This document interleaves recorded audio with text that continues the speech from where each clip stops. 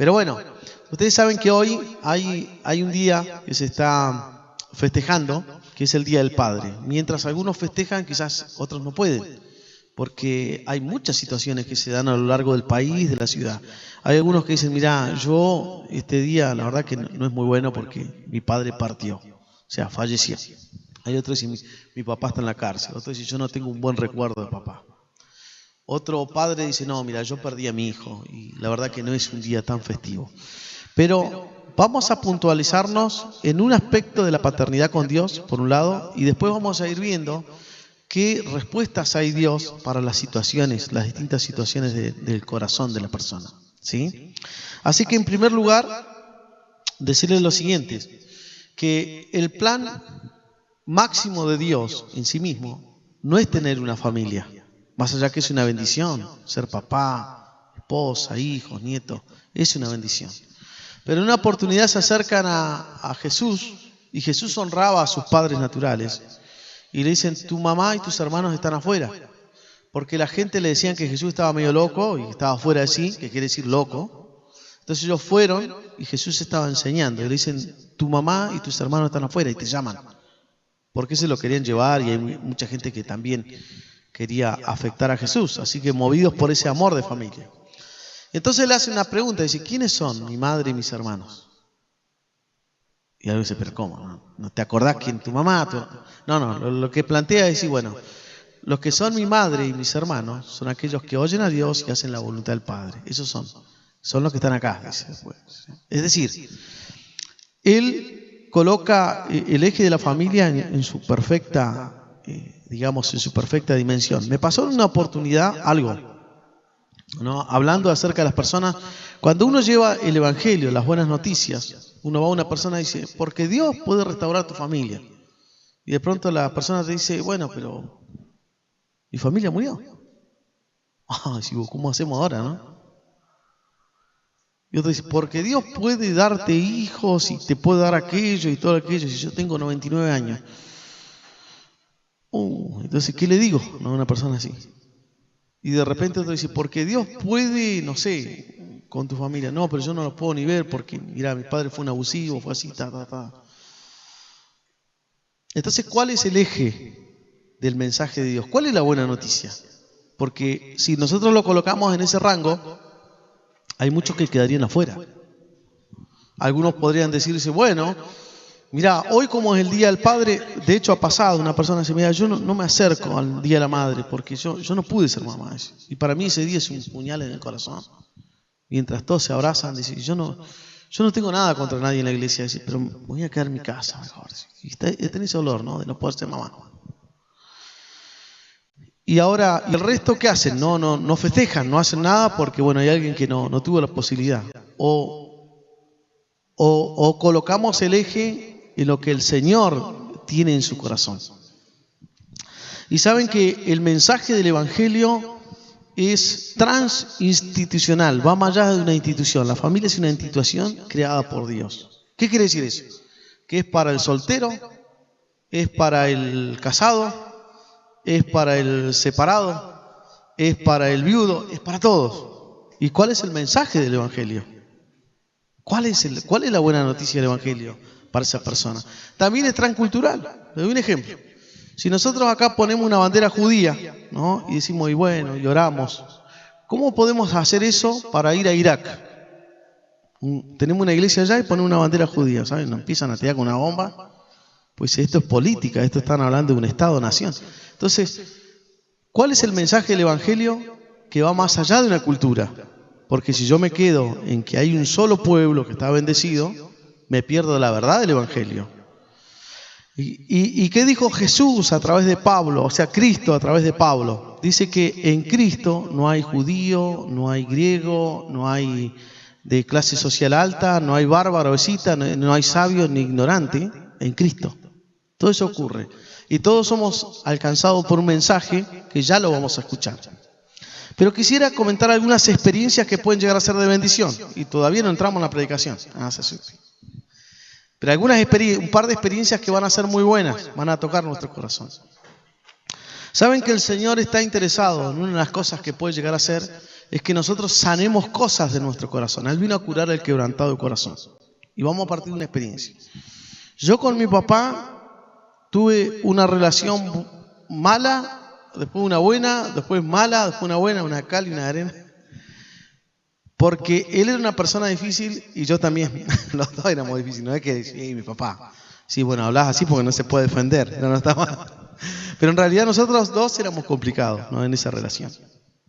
Y yo me acuerdo que una vez el Señor tocó mi corazón, pues nosotros comíamos juntos en la mesa y yo revolvía la comida y mi papá estaba ahí adelante, comíamos juntos y teníamos esas cosas, ¿no?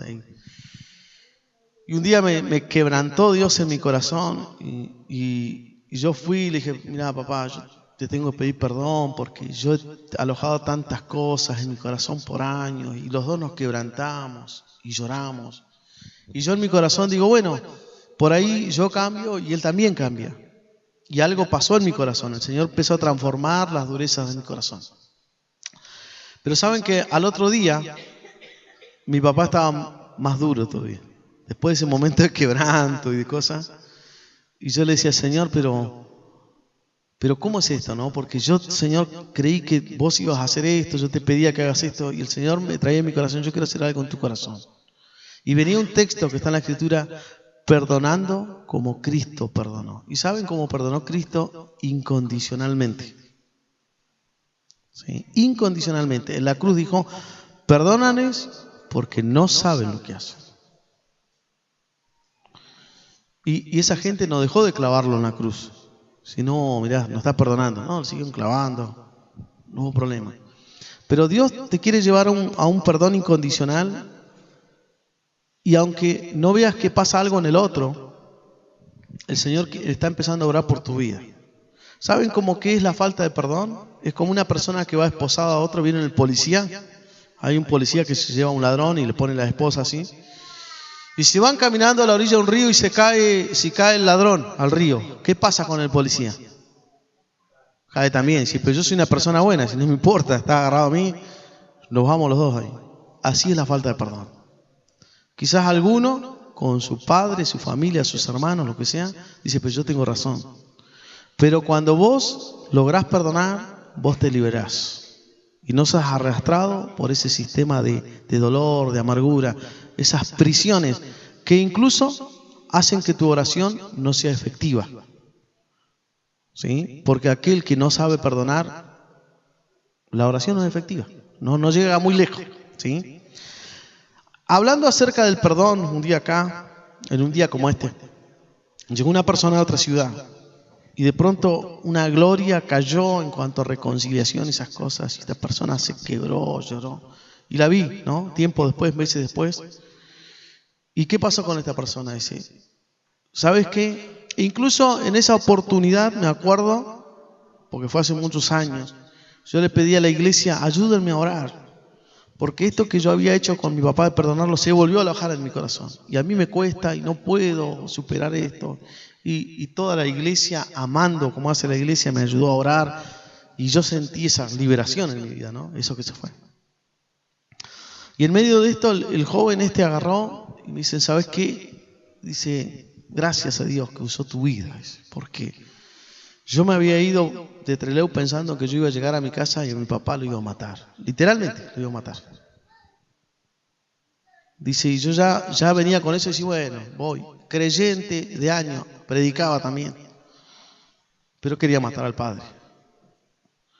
Porque cuando esto se aloja en el corazón, comienza a gobernar tu vida, comienza a gobernar tu corazón, comienza a gobernar tus acciones. Hay que perdonar. Todo tipo de situación tenés que perdonarla. No sabemos cuáles son los extremos que pueden llevar a eso. Recuerdo también, a veces nos alojamos en nuestro dolor pensando que no se puede superar. Hay algo. Con personas me he quedado en silencio. Yo le he contado el caso de una persona, ¿no? Que su esposo estaba en la cárcel, que después al padrastro de sus hijos, porque tuvo otra pareja, lo mataron, una persona que se congregaba en un lugar, la familia destruida, cuando íbamos uno por uno, y lo último que le pasa es que uno de sus hijos deja a los nietos ahí en la puerta y se dispara, ¿no? Y esa persona se le veía el dolor en la cara. Y cuando yo la escuchaba hablar y ella me hablaba y nos sentábamos, yo me quedaba sin palabras, sinceramente, porque yo le digo, bueno, porque yo ya le había dicho muchas veces, Dios puede hacer algo en tu vida, en tu familia, ¿no? Pero de pronto pasó algo. Llegó un bautismo poderoso del Espíritu Santo a su vida, de tal manera que ella caía al suelo, se reía. Su hija me contacta a mí y me dice, mira, mi mamá encima que estaba mal, quedó loca, está chapa, dice, se ríe, no llegaba a la casa, la fui a buscar, dice, y estaba tirada en el piso riéndose. Y bueno, pasó como 1 o 2 semanas, la volví a ver. Contenta la hija, o sea, es que mi mamá estaba bien, estaba depresiva. Contacto a esta persona y me dice, yo cada mañana que me despertaba tenía la imagen de mi hijo acá. Lo primero que venía es y que mi hijo se había quitado la vida. Y me venía un gran peso de amargura a mi vida. Pero ahora me despierto y lo primero que veo es a Cristo. Veo al Señor. Y eso comenzó a embargar y a gobernar su vida. Entonces te puedo decir, no importa la situación extrema que pueda haber en tu vida. Yo no sé en qué te despertás cada mañana pensando o en qué te acostás pensando cada mañana. Pero sea la situación que sea, si vos te lográs tener una revelación de Cristo y verlo, cada mañana cuando te levantes y te conectes con Él, ahí está tu victoria. Él vino a curar el quebrantado del corazón. Esa persona fue una persona nueva. Distinta, totalmente distinta, porque no hay nada imposible para Dios. Vamos a buscar algo en la Escritura que está en San Lucas 15. Vamos a leer ahí. Y vamos a hacer algo medio casero, ¿sí? Vamos a leer un texto, algo conocido. Y un título venía a mi corazón, ¿no? Y es el beso del Padre. ¿Cómo se llama la predicación esta? El beso del Padre. Qué expresión tan linda.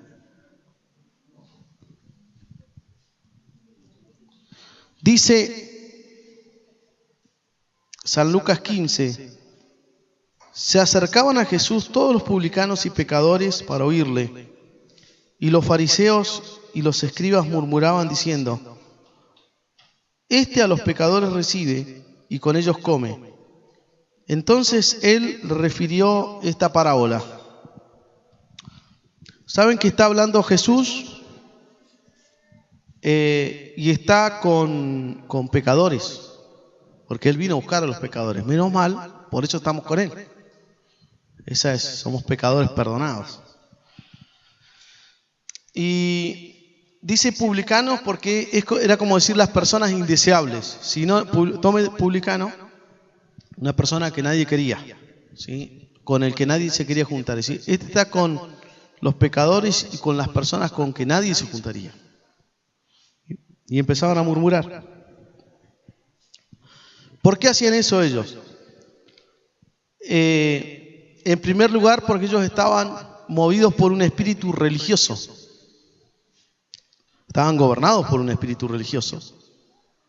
Eran los que enseñaban lo que hoy llamaríamos la Biblia.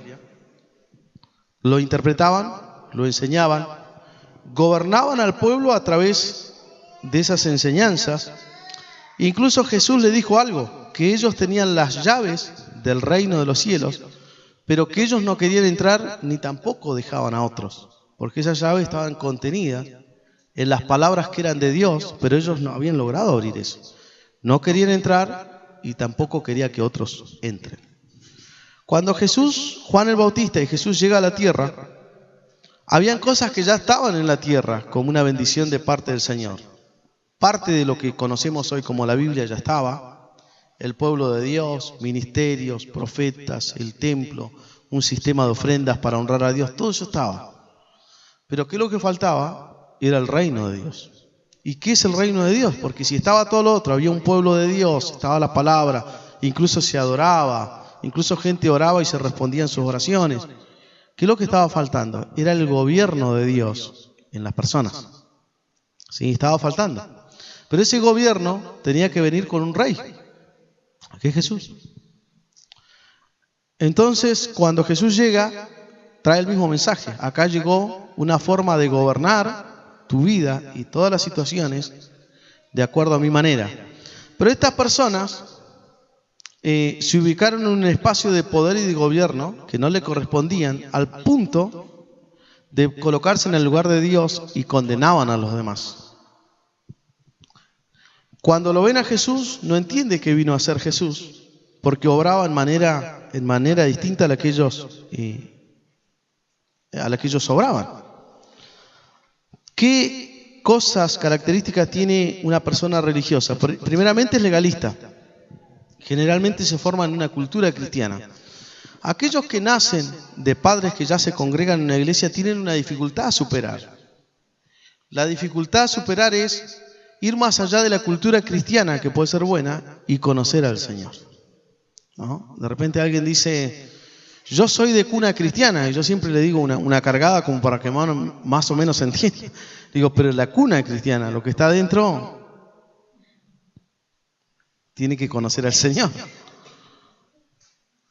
Y de pronto se van a medida que pasan los años, porque el primer día que venimos al Señor, nosotros, ¿cuál es nuestro mensaje? Yo estaba perdido, el Señor me perdonó, gracias al Señor. Pasan los años y cambiamos el mensaje. Dios hizo algo en mi vida, como que queda ahí muy tenue, sí, pero tengo una familia bien constituida y mis hijos están bien y son buenos y son buenas personas, estamos hace 30 años en la iglesia. Entonces vamos cambiando, ya no es que el Señor me salvó, que hubo una obra de la cruz, que conocí al Señor, sino que aparentemente toda esa cultura da cuenta de que verdaderamente esa persona es cristiana, cuando en realidad es el encuentro con el Señor. Bien, a ellos les pasaba lo mismo, de tal manera que ellos se ponían en la posibilidad de juzgar, un marco legalista y de juzgar al Señor. Y no solamente juzgaban a las personas, sino que decían, yo voy a juzgar a Dios, porque Jesús era Dios, y juzgaban a Dios. O sea, hasta ese punto llegaban, ¿no? También en el punto de vista del rechazo, todo lo que no estaba dentro de esa cultura, que ellos creían como muy buena, decir, bueno, mirá, yo no hago esto, y aquel hace lo malo, así que aquel, listo, fuera, lo rechazo, porque no está dentro de este parámetro. Entonces, al mismo tiempo empiezan no solamente a rechazar, sino a perseguir a esas personas. Los persiguen con su manera de enseñar, con su manera de proceder, y también tienen un sistema de méritos a través de la comparación, porque muchos de ellos se acercan, y yo no soy como los demás, decían algunos fariseos. Yo no soy como este otro que roba, mata, no, yo soy distinto. En su oración se justificaba a sí mismo, dice Jesús. Y de pronto nosotros, sin darnos cuenta, nos vamos posicionando en lugares así, en lugares del rechazo, del señalamiento, ¿sí? Pero no era el lugar de Jesús. Entonces, como ellos estaban en esa postura, se acercan a Jesús y dicen, pero ¿por qué haces esto y lo haces con ellos? Y Jesús entendió, lo captó, porque tampoco ellos se animaban a decirlo abiertamente, y no se animaban a decirlo abiertamente por un motivo. En primer lugar, Jesús fue a ellos. Dice la Escritura que Jesús a lo suyo vino, y los suyos no le recibieron. Él, el primer lugar donde fue al templo, y lo sacaron. De hecho, lo quisieron matar. Y él se pasó en medio de ellos, se escapó y se fue. ¿Y cuál era lo suyo? Lo suyo era hacer la voluntad del Padre. ¿Y cuál era la voluntad del Padre? Rescatar y buscar lo que se había perdido. Esa era la voluntad del Padre. Pero dice que los suyos no le recibieron. Más a los que le recibieron, les dio la potestad de ser hechos hijos de Dios. Entonces él dijo, ellos no me quieren, voy a ir a los que me reciben. Así tenemos que hacer nosotros. No siempre vamos a agradar a todas las personas. No te recibe alguien, anda a otro, porque otro te va a recibir. Jesús se lo dijo, se lo enseñó a los discípulos. Le dijo, ustedes van a ir a una ciudad y si no le reciben, sacúdanse el polvo del pie y vayan a otra. Es decir, no es que te va a rechazar uno, te pueden llegar a rechazar miles. Y nosotros tenemos que saber manejar el rechazo. Tenemos que ir a buscar a aquellos que sí tienen oído para lo que Dios tiene. Y Jesús lo hizo así, se fue a buscar lo que se había perdido. Entonces caminó entre las calles, iba a los lugares de trabajo, a donde estaban pescando, iba a una boda, donde había un casamiento y ahí hacía incluso milagros, buscando los oídos. Ahora, Jesús decía algo muy puntual, dice, yo nada hago por mi propia cuenta, sino que lo que veo y lo que escucho es lo que digo y es lo que hago. Es decir, él tenía un modelo. ¿Cuál era el modelo? Su padre. Entonces él veía y ahí apuntaba. Le voy a contar una experiencia. Hace poquito tiempo atrás vino una preocupación y un dolor a mi corazón. Hace como un año atrás yo le hablé de una persona y a una familia más bien, ¿no? Porque tenía a la hija, en este caso esta persona, en un marco de depresión. Cuando voy, la situación, como que en la oración, en medio de la situación, ellos se sintieron bien y en alguna manera no me llamaron ni tampoco vinieron a la iglesia, y uno no está para presionar a la gente para que haga lo que supuestamente nosotros queremos que haga. Sencillamente uno está para servir y nada más, es un servidor. Pasado más o menos un año, yo un día sábado siento esta carga en mi corazón y llamo a esa familia. Digo, ¿cómo está tu hija? No, ella está bien, pero yo sentí una gran intranquilidad y oraba, ¿no?, por esa familia. Y yo veía y escuchaba algo de parte de Dios. Digo, Señor, llamé. Bueno, al día siguiente, esta persona me dice, no, está todo bien, ella está bien, está todo bárbaro, no había problema. Estoy con Alvarino y mi suegra, que se le había quedado el auto ahí en la Avenida de La Plata, y de repente pasa una persona corriendo a la avenida, pastor, tengo una bufanda así. Yo levanté la cabeza así y en mi espíritu sentí la necesidad de la voz. Estaba necesitando de Dios. Y dice, ¿se acuerda que el otro día llamó a casa? Sí, le digo. Sí, me acuerdo, me dijeron. Ese día mi hija se cortó las venas.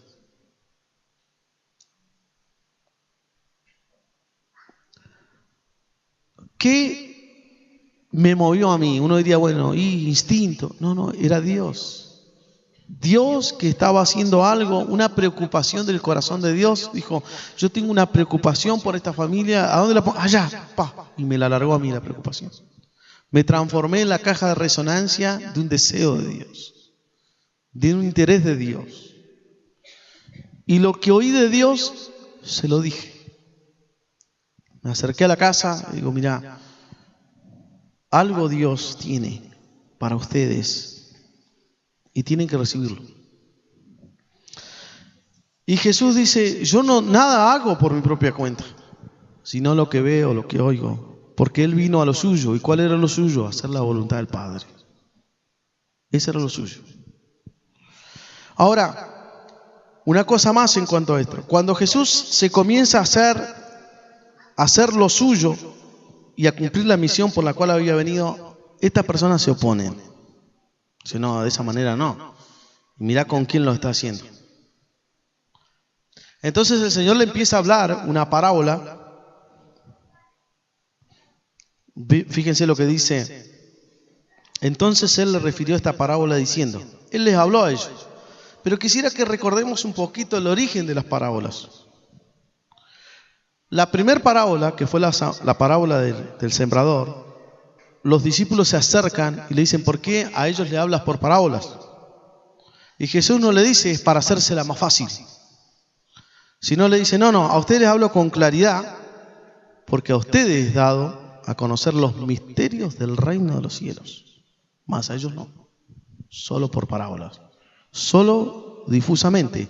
Y si tienen sencillez de corazón, le van a ir a preguntar a aquel que hizo la parábola, para que le abra la parábola y la puedan captar. Entonces Él, conociendo la altivez y dureza de su corazón, les da una parábola. Pero deja abierta la parábola para aquellos que somos nosotros, en fe lo digo, que vamos a ir al Señor y decir, Señor, ¿qué tenés en esto para nosotros? Porque los discípulos en aquella época se lo preguntaron. Y nosotros en la actualidad tenemos la posibilidad de preguntarle. Porque Él no dejó de ser maestro, sigue enseñando. Y nosotros, creo yo, no dejamos de ser discípulos. Todavía le podemos preguntar.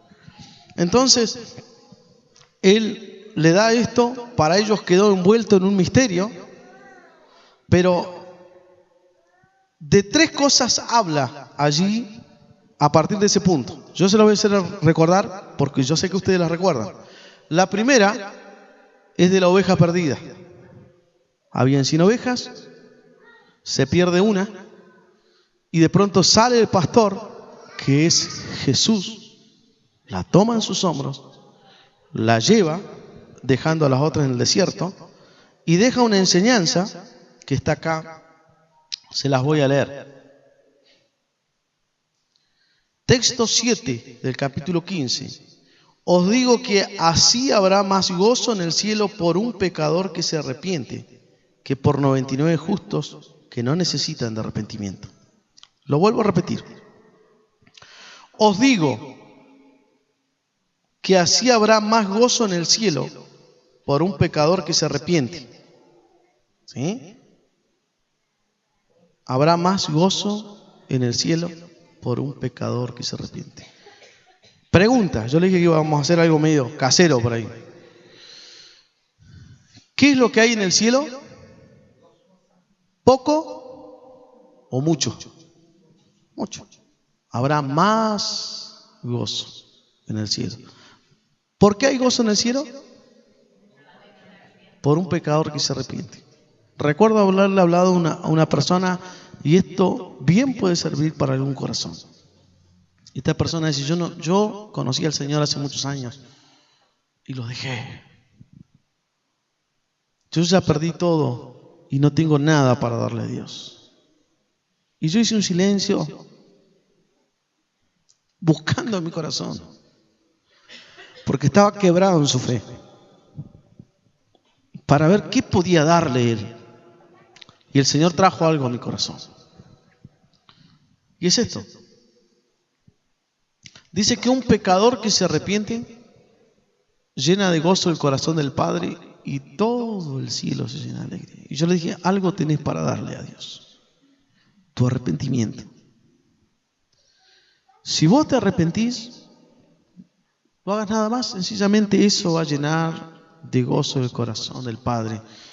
Y el cielo se va a gozar. No es por tu canto, que son muy buenos y que también alegran el corazón del Padre. Pero puede haber mucho gozo en el cielo cuando hay arrepentimiento en nuestro corazón y volvemos a Él. Jesús vino a buscar lo que se había perdido y que no podía volver solo, lo puso en sus hombros y lo llevó. Lo segundo que nosotros vemos a partir del texto 11, a partir del texto 8, es de la mujer. Ustedes recordarán, primero se perdió una oveja, después se perdió la parte de una dote, una moneda. Dice que había una mujer que tenía 10 dracmas y la pierde. ¿Sí? Y algunos dicen, porque no era gran valor eso en la época.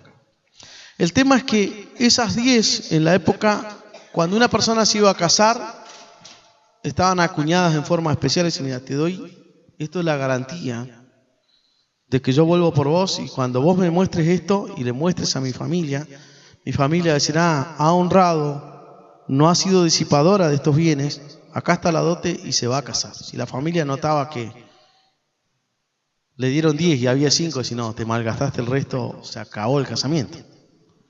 Resulta que cuando va a ver esas 10, había perdido una. Uy, qué problema ese, ¿no? ¿Qué hizo esta persona? Enciende la luz, limpia, barre la casa y la encuentra. Va a las vecinas, me voy a poder casar. Acá está, apareció. Y todos se gozaron. ¿Y qué dice la Escritura acerca de eso? El texto 10 vuelve a repetir, así os digo que hay gozo delante de los ángeles de Dios por un pecador que se arrepiente. La primera nos habla de Jesús actuando en esa pérdida. La segunda del Espíritu Santo, la iluminación del Espíritu Santo, que trae una limpieza en nuestra vida para poder consumar el propósito para el cual hemos sido alcanzados, que es ser uno con Él. ¿Y qué trae eso? Gozo en los cielos por un arrepentimiento. Alguien dice, mirá, yo hace muchos años que estoy con el Señor, pero no pasa nada.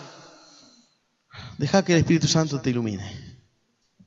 No empieces a limpiar antes, empezá primero a iluminar y después con lo que Él dé, hace toda la limpieza necesaria. Y eso empieza a aparecer y hay gozo en los cielos.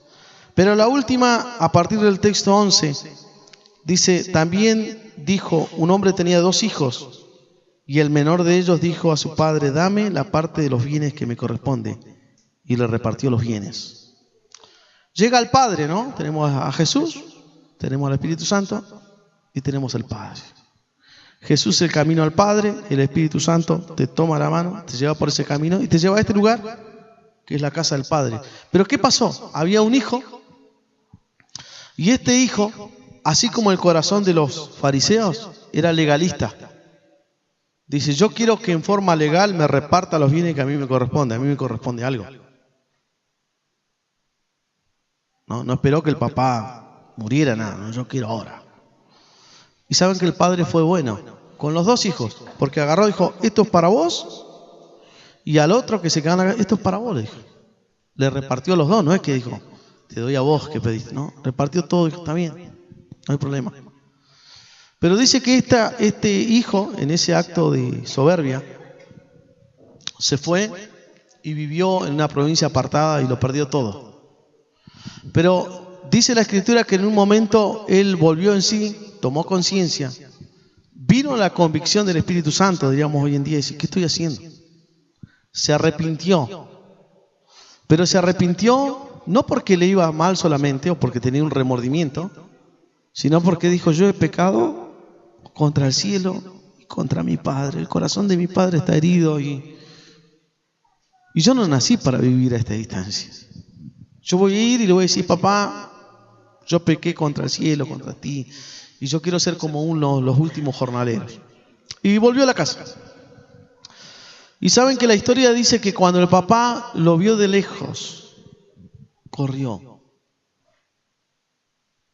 Porque papá lo esperaba todos los días. Allá, ese es. Pero se dio cuenta de algo. Que el hijo no podía poder ir más rápido. Porque lo había perdido hasta las sandalias. Después tuvieron que poner sandalias. Y salió corriendo. Y lo besó. Y el hijo empezó en ese tono legal, dice, papá, yo vuelvo, haceme como yo he pecado contra el cielo, contra ti. ¿Y saben lo que hizo el padre? Voy a pedir a Dani que venga por favor al teclado. Como que le tapó la boca. O dice, hacemos como en los últimos. Le dijo, no. Porque el hijo había puesto las normas en la casa del padre en algún momento. Y le dijo, repartime lo que es mío, ¿no? Y el padre dijo, bueno, con humildad lo hizo. Pero ahora el padre le dice, mira, yo no voy a dejar que vos seas legalista en mi casa. Porque Dios no es legalista, Él es justo. Y la justicia va más allá de lo legal. Recuerden esas personas que fueron a Jesús a trabajar por un denario y le dijeron, yo trabajo por un denario. Después llegó al último que trabajó 1 hora y el Señor le dio más de lo que merecía. Y los legalistas se quejaron, ¿por qué le das tanto? Y le dice, no te hago agravio, no te estoy sacando lo tuyo para darle al otro. ¿Tienes tú envidia de que soy bueno? ¿No puedo hacer yo con lo mío lo que quiero? Pero algo le había dicho a esa persona de la última hora. Dijo, yo te voy a dar lo que es justo. Porque lo que es justo para Dios es mucho más de lo que vos esperás. Porque lo que es justo para Dios se consiguió en la cruz del Calvario. Y es mucho más de lo que vos esperás. No vayas a Dios diciéndole, si me sanas te voy a servir. Porque Dios dice, poca cosa has pedido. nunca vayas con un trato a Dios. Si me ayudas, voy a hacer esto. Porque eso es un legalismo nuestro. Pero cuando nosotros nos abandonamos a la justicia de Dios, podemos conquistar cosas que nunca con nuestra cultura cristiana hemos conquistado. Sencillamente lo recibimos porque eres un buen padre. ¿Qué hizo este padre? Este padre lo que hizo fue besar al hijo. En esa época el beso ahí en el cuello era: está todo bien entre nosotros, no pasó nada. Nada se rompió en cuanto al padre. Y lo llevó y le dijo: miren, pónganle el mejor vestido. Y quisiera decir esto para algunos corazones en particular que lo están necesitando. Cuando el hijo se va, piensa que perdió lo mejor. Y cuando llega a la casa, el papá le dice, algunos dicen: y perdí mi juventud, porque no está en la juventud. Y yo perdí esto, y lo mejor parece que quedó atrás. Pero les digo algo: lo mejor siempre está en la casa del Padre. Dice: pónganle el mejor vestido. Si vos crees en fe, lo mejor está en la casa del Padre. No mires el pasado por diciendo: ¿qué hice de mi vida? Perdí lo mejor. Lo mejor siempre está en la casa. Pónganle el mejor vestido. ¿Cómo que el mejor? Sí, el mejor. Porque, y el hijo podría decir: pero papá, yo pensé que lo había gastado todo. Olvídate. Lo mejor quedó acá. Y si vos te sentás en mi mesa, te voy a vestir con lo mejor. Póngale una alianza, póngale un anillo. Y ahí volvió el hijo a la casa del padre, el lugar donde nunca se tendría que haber ido. Pero había otro hijo que estaba tan pródigo como el anterior, o peor. El padre le rogó entrar a la fiesta. No, dijo: nunca te desobedecí. Hace 2 minutos anteriores le dijo: entrar. No, le dijo. ¿Vieron esos engaños en la mente? Si yo nunca hice nada. Bueno, este estaba igual. Y él le dijo: lo mío siempre es tuyo. Yo quisiera decirte que lo de tu padre es tuyo. Siempre lo fue. ¿Cómo es que Dios hace con este y con aquel? No, y el Señor te dice: pero si eso siempre fue tuyo también. Y mataste el mejor cordero para él. No, si es para todos, para vos también es meterte que lo comemos juntos. Les. Era necesario hacer fiesta. 3 cosas perdidas: una oveja, una moneda, un hijo. Jesús poniendo en sus hombros, el Espíritu Santo iluminando y encontrando, el Padre dando un beso y encontrándote. Cuando hay arrepentimiento, eso llena el cielo de gozo. Estás llamado a esa comunión. Hay un beso del Padre para tu vida. Yo quisiera que cierres tus ojos.